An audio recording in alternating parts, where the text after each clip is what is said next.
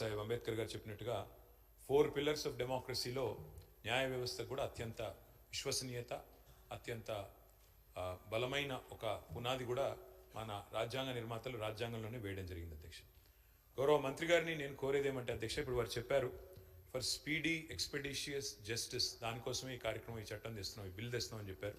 చాలా సంతోషం. వారికి మంత్రి గారు నేను కోరేది ఒకటి, ఈ మధ్య కాలంలో మంత్రి గారు మనం గమనిస్తూ ఉన్నాం, మా సబితా ఇంద్రారెడ్డి గారు కూడా చాలా వివరంగా మాట్లాడారు. శాంతి భద్రతల విషయంలో ఎట్లా ఉంది పరిస్థితి అనేది కూడా చాలా వివరంగా చెప్పారు. దయచేసి ప్రభుత్వాన్ని నేను కోరేది, మనం అందరం కూడా, ఎందుకంటే సమిష్టిగా రాజకీయాల్లో ఏ రకమైన అభిప్రాయాలు ఉన్నప్పటికీ, ఏ రకమైన సిద్ధాంతాలు ఉన్నప్పటికీ, ఏ రకమైన విభేదాలు ఉన్నప్పటికీ, మనందరం కూడా కొన్ని విషయాల్లో మాత్రం సమిష్టిగా ఆలోచించాల్సిన అవసరం ఉంది. ఈ రాష్ట్రంలో ఈరోజు జరుగుతున్న అత్యాచారాలు కానీ, ఈ రాష్ట్రంలో ఈరోజు జరుగుతున్న సైబర్ క్రైమ్ కానీ, రాష్ట్రంలో మనం అందరం కూడా జుడిషియస్గా ఆలోచించి ఫాస్ట్ ట్రాక్ కోర్టుల ఏర్పాటు, ముఖ్యంగా అత్యాచార కేసుల విషయంలో దయచేసి నేను ప్రభుత్వాన్ని కోరుతా ఉన్నా, అవసరమైతే ప్రతి జిల్లాలో స్పెషల్ కోర్ట్స్ ఏర్పాటు చేయండి. ఫాస్ట్ ట్రాక్ అంటే ఒక్కసారి ఇలాంటి నేరం జరిగినప్పుడు మళ్ళీ ఎవరు అలాంటి దుస్సాహసం చేయకుండా నిందితుడికి వెంటనే శిక్ష పడుతుంది, బాధితులకు న్యాయం వస్తుందనే విధంగా ప్రతి జిల్లాలో అవసరమైతే ప్రత్యేక ఫాస్ట్ ట్రాక్ కోర్టులు ఏర్పాటు చేయాలని ప్రభుత్వానికి మా విజ్ఞప్తి. అదే మాదిరిగా అధ్యక్ష, not just in the issue of sexual molestations etcetera, but also ఇతర సైబర్ క్రైమ్ విషయంలో కూడా, ఎందుకంటే ఇప్పుడు క్రైమ్ రూపం మారుతోంది. ఇదివరకు మనకు ఎన్నో సెక్షన్స్ ఉన్నాయి అధ్యక్ష పీనల్ కోడ్లో, అవన్నీ కూడా చాలా అవుట్డేటెడ్ అయిపోయినాయి, ఆబ్సలీట్ అయిపోయినాయి. అందుకే కొత్త చట్టాలు కూడా వస్తూ ఉన్నాయి.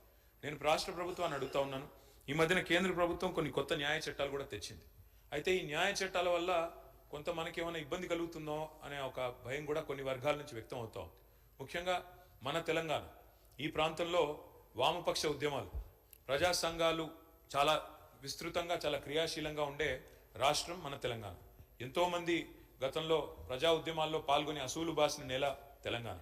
అట్లాంటి తెలంగాణలో మనం కొత్త చట్టాల వల్ల పోలీస్ రాజ్యంగా ఏమన్నా రాష్ట్రం మారుతుందా అనే ఒక అనుమానం కూడా కొన్ని ప్రజా సంఘాల్లో, పౌర సంఘాల్లో, వామపక్ష సంస్థల్లో, ఇతరుల్లో కూడా ఉంది. దయచేసి నేను మంత్రి గారిని కోరుతా ఉన్నాను, కర్ణాటక రాష్ట్రం ఎక్కడైతే కాంగ్రెస్ గవర్నమెంట్ ఉందో, పశ్చిమ బెంగాల్, తమిళనాడు, ఈ 3 రాష్ట్రాల్లో కూడా ఆ కేంద్రం తీసుకొచ్చిన చట్ట సవరణలను వారు కొంత మార్పులు చేర్పులు చేసి పోలీస్ రాజ్యంగా కాకుండా ప్రజలకు, పౌర సంఘాలకు, ప్రజాస్వామ్యంలో నిరసనలకు హక్కుండే విధంగా వారు కొన్ని చట్ట సవరణలు కూడా తీసుకొచ్చారు. నాకు తెలుసు ఈ బిల్లుతో డైరెక్ట్గా దానికి సంబంధం లేకపోవచ్చు, కానీ ప్రభుత్వాన్ని నేను కోరేది ఏమంటే ఈ చట్టాల విషయంలో కూడా మన రాష్ట్ర ప్రభుత్వం, మన రాష్ట్రంలో కూడా ఒక విధానపరమైన నిర్ణయం మీరు తీసుకోండి.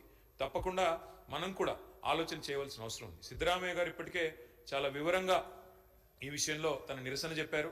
తప్పకుండా మా కర్ణాటక రాష్ట్రంలో దీనికి సవరణలు కూడా తీసుకొస్తామని చెప్పారు. నేను మంత్రి గారిని స్పష్టంగా, నేను ఈ బిల్లుతో సంబంధం లేకపోయినా ఈ విషయంలో ప్రభుత్వం మన సభ్యులకు, రాష్ట్ర ప్రజలకు ఒక విశ్వాసం నింపే ప్రయత్నం చేయాలని కోరుతా ఉన్నా. అత్యాచార బాధితులకు, అదేవిధంగా సైబర్ క్రైమ్లో ఇవాళ లక్షలు కోల్పోతున్న వాళ్లకు సత్వర న్యాయం లభించే విధంగా ఫాస్ట్ ట్రాక్ కోర్టులు ప్రతి జిల్లాలో ఏర్పాటు చేయాలి. వేగంగా అందులో కావాల్సిన నియామకాలు పూర్తి చేయాలి, ఏమైనా గ్యాప్స్ ఉంటే భర్తీ చేయాలి. వేగంగా స్పీడీ ఎక్స్పెడిషియస్ జస్టిస్ జరగాలి. ఎందుకంటే పెద్దలు ఒక సామెత చెప్తారు అధ్యక్ష, justice delayed is justice denied.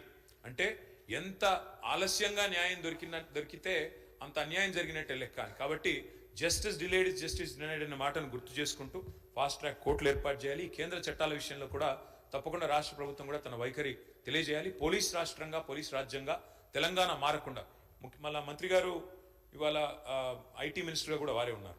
Minister గారిని కూడా నేను కూడా కోరుతున్నాను, ఈ మధ్యన ఇంకొక బిల్లు తెస్తా ఉన్నారు, సోషల్ బ్రాడ్కాస్ట్ల మీద కూడా పాబంది పెడుతూ, సోషల్ మీడియా మీద కూడా పాబంది పెడుతూ ఒక బిల్లు తెస్తా ఉన్నారు.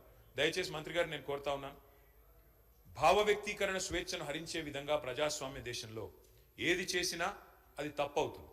ఎందుకంటే అల్టిమేట్గా డిజిటల్ మీడియాలో కూడా పౌరులు తమ భావాలను స్వేచ్ఛగా, తమ వాక్ స్వాతంత్రాన్ని పూర్తి స్థాయిలో వినియోగించుకుంటూ వ్యక్తీకరించే అవకాశం ఉండాలి. దయచేసి అలాంటి ఏమన్నా వస్తే తప్పకుండా దాన్ని మనందరం కూడా కలిసికట్టుగా నిరోధించాలని చెప్పి కూడా కోరుతూ, మా పార్టీ తరఫున సభ్యులు చెప్పిన భావ స్వేచ్ఛకు సంబంధించి ఎవరికి ఇబ్బంది లేదు. ఉదాహరణకు మీ శాసనసభలో జరిగిన సంఘటన, దాని తదుపరి వీడియో వచ్చినటువంటి అంశం మీద మీ దృష్టికి తెస్తా ఉన్నా. వారి ఉద్దేశం అటువంటి వారిని కూడా చర్య తీసుకోవద్దంటే, సభ జరుగుతూ ఉంది, మిత్రులు ధర్నా చేస్తూ ఉన్నారు, అక్కడి నుంచి ఫోటోలు తీస్తుంటే మేము చూసినా లేదని మా సహచార సభ్యుడు వచ్చి మాకు చెప్తా ఉంటుంటే, దాని మీద వచ్చిన వీడియో చూస్తే మీరు తప్పకుండా దాని మీద ఎవరి సోదరికి జరిగినా ఈ సోదరికి జరిగినా సిగ్గుగా అనిపించే పరిస్థితి ఉంది. దయచేసి సభ్యులందరూ కూడా గమనించండి. ఇటువంటి పరిస్థితి ఉంటే నేను కూడా చెప్పిన మొన్న కూడా రవాణా శాఖ మంత్రిగా నిజంగా